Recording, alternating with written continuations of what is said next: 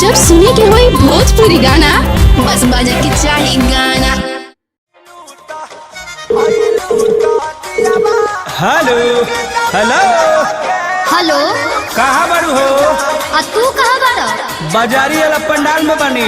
तहर आवाज बहुत कम होता। हाँ बड़ी चोंगा बजता नइखे सुना। मैसेज करो तो मैसेज। ठीक बा ठीक बा। जय माता दी जय जय हो जय माता दी जय माता दी जय जय हो जय माता दी।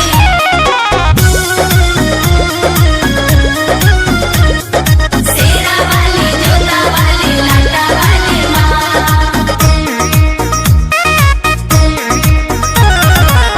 नवमी नवरात के तो मेला में हो, कहाँ करे यही लोग अकेला में हो।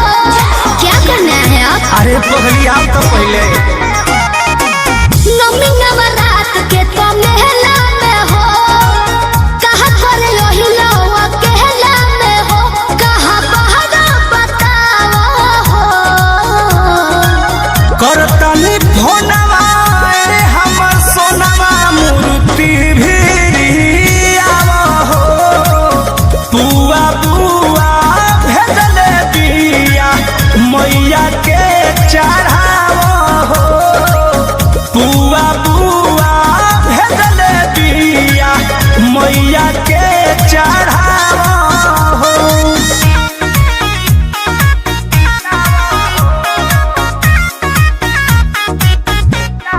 जय माँ जय माँ जय माँ जय माँ जय माँ जय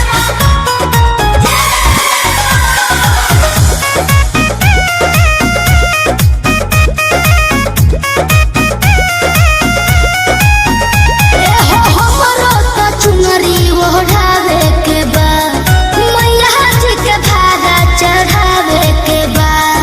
शेरा वाली जोता वाली लाटा वाली माँ। सीधे सीधे चले आवा भेजली लोकेशन। भइल पंडाल में बा पूरा डेकोरेशन। ये तो ले पान फूल मंगावा हो। करतनी फोनवा ए हमर सोनवा मूर्ति भी आवा हो।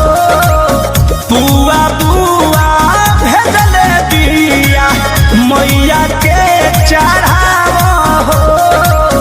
बुआ बुआ भेजले बिया मैया के चढ़ावा हो। जय माता दी जय जय हो जय माता दी जय माता दी जय जय हो जय माता दी। Music by Arya Sharma.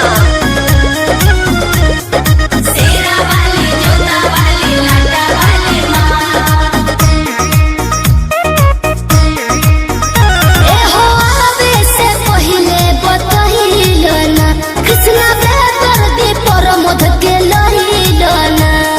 अकेले आने की क्या जरूरत है? चुप चुप चुप चुप। सुनो बाबू ई बात धनी सिगरेट रखी हा। पूजा करो तुम देख रेख रखी हा।